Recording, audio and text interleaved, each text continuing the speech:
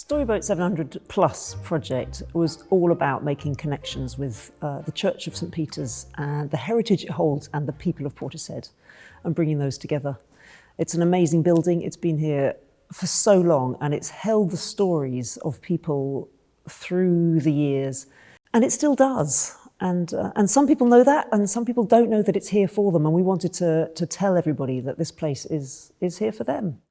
I remember one of the first times I came into the church, just having this real sense of all the people that had prayed in it over the last 700 years.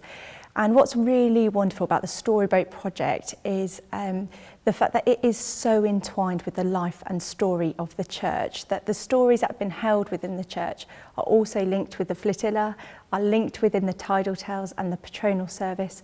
And those stories are stories which convey parts of God's goodness and where God has been present in the ups and in the downs of life. And as a church, we're still here despite everything, despite what's happened over the last 700 years. St Peter's Church originates from the early 14th century and it is a listed building. Now the building is slowly degraded, as buildings do, and there comes a time when they need some TLC. In 2018 there was a small team formed which put together an application to the National Lottery Fund, which was unsuccessful, but the National Lottery made very encouraging noises for us to reapply. So we put together another team and generated a project, made a second application in late 2019, and this was successful. We heard in early 2020. St Peter's were really keen not only to restore some of the architectural heritage of the building, but to really involve the community in listening to their voices really and exploring what it means to be part of not only the community of the church, but the community of Portishead. And Portishead has such a rich and interesting and diverse heritage. So we set up workshops with lots of kind of the harder to reach groups, so the refugees group and the dementia carers group and the young carers group. So we work with lots of little organisations and we set up the workshops and we had it all lined up, all ready to go. And then COVID hit, and so we had to massively rethink how this strand of the project went. Originally, most of creatively what was going to happen was live. So it was a live performance, it was a live promenade, the picnic following the patronal festival and service would have all been live in terms of connecting with the community. With COVID, that was impossible. So we had to think really creatively in terms of how we could reach the widest number of participants in the community. First, we used the networks we already had, so we used the church networks. We wrote to everybody who'd been bereaved in the year and asked them if they wanted to make a boat in memory of one of their loved ones, and we got quite a few stories through that. And then we asked for help, and Theatre Orchard were brilliant. They came to our help and they said, hey, it's all right, we can do this. We can do through social media. And so they helped us, they trained us up and got some of our team sort of social media savvy, and we put out requests on through the networks, the social media networks and the local social media pages, and invited people to write in their stories, and they did. I enjoyed looking at the stories that people had written. Being old Portishead, there were a lot of people that I recognised with their stories. I sort of started to read, oh, I know that person, I sort of know their story. And there were some interesting things, oh, I didn't know that, but I really enjoyed it. The best bit of the project was actually the day when we hung them up, when people were reading the stories together and laughing, the gales of laughter as people read stories and remembered things and taught and shared them. And then there was some crying as well, because some of the stories are really moving. And the people who we'd hoped to get to help us make the framework, we had to rethink that. But Theatre Orchard had really great contacts, and they put us in touch with Spiralux, who are a company who do this kind of thing regularly, it seems. And so they came in and worked out how to make the framework and install it. And they were priceless. We couldn't have done it without them, actually. One of the real strengths of the partnership of the project, of Theatre Orchard working alongside St Peter's and key kind of stakeholders in the community, as well as the community themselves, is that we were able to adapt Working in partnership with Abby from Multi-Story Drama Academy has been a huge strength, because it's meant that creatively those voices of the young people that are so important to this project in terms of aspirations for the future and what a community needs to be in terms of the future, have really been able to be listened to in an impactful and meaningful way. So I knew we'd do a performance based on 700 years. So that was our starting point, 700 years. So we trawled through the internet, just trying to find, good, juicy stories that possibly involved the church, but involved Portishead and what the church had seen over 700 years. And narrowed it down to 10 stories. So we played around with each story, but with some historical research as well. I kind of presented them with a history lesson and the story, and they did what children do, and that is play around with it and make it fun and funny. And I took it away and took their work away and made a script.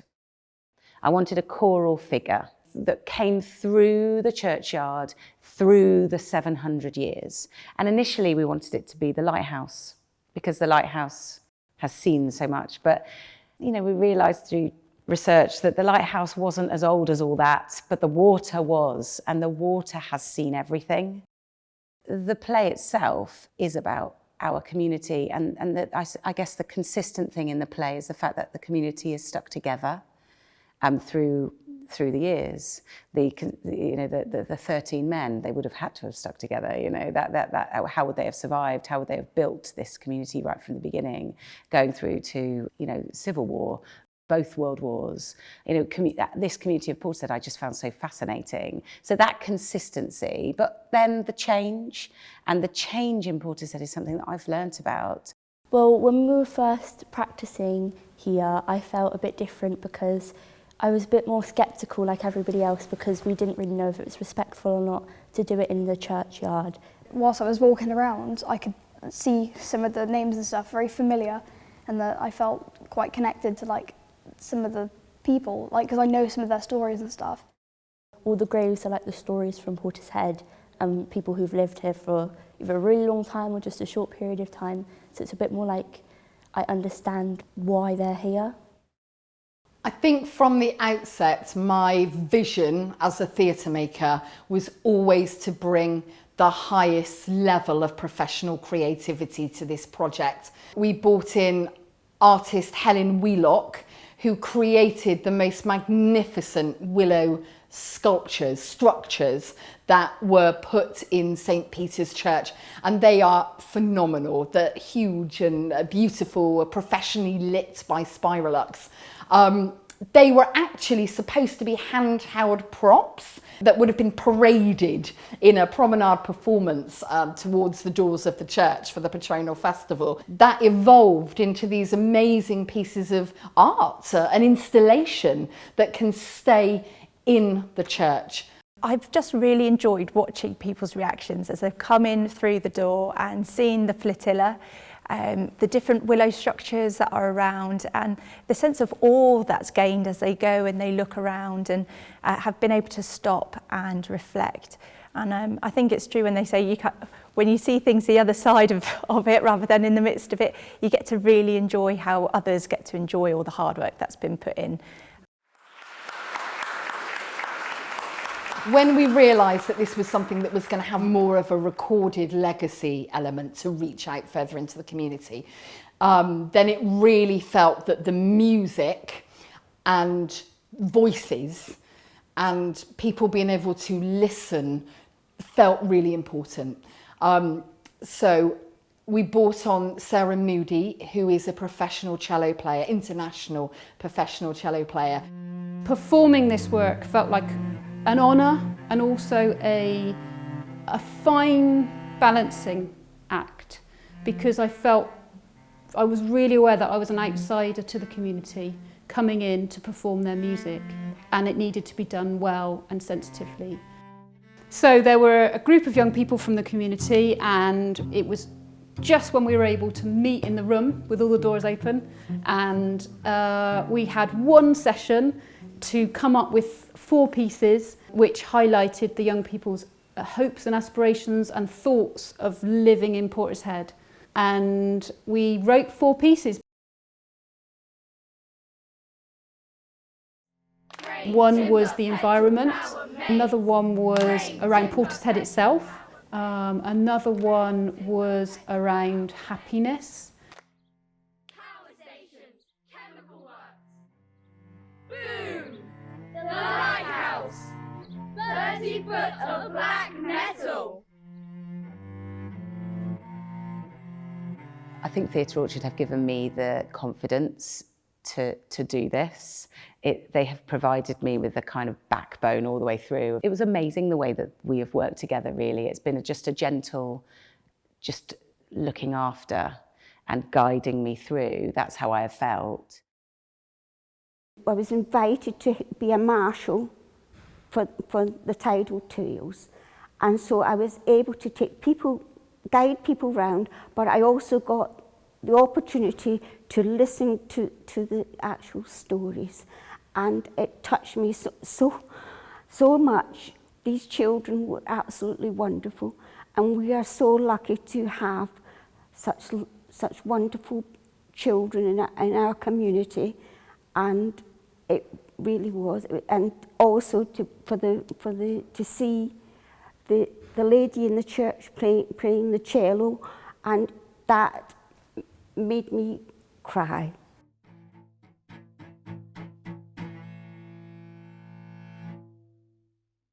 It's been hard work. It really has been hard work, and I think it's been hard work for everybody on the project team.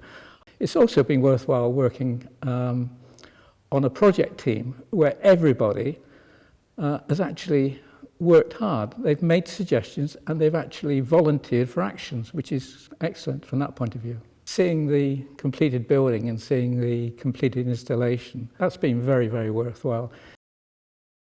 I think it's been a really great project for the church. I think it's helped us see the depth of connections that we already have into the community here.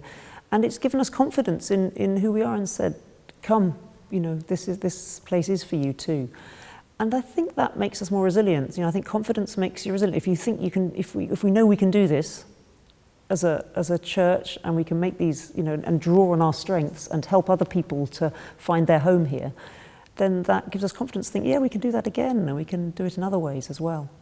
We've gone wide and we've gone deep, and I would love more people to be able to read them now, and so we're planning what to do in the autumn. We're going to take them down and give people a chance to read them again, because that's the best bit. Watching the children being able to take part and express themselves, being different people and characters, but also how they were able to work together to bring all the stories to life, it was quite inspiring.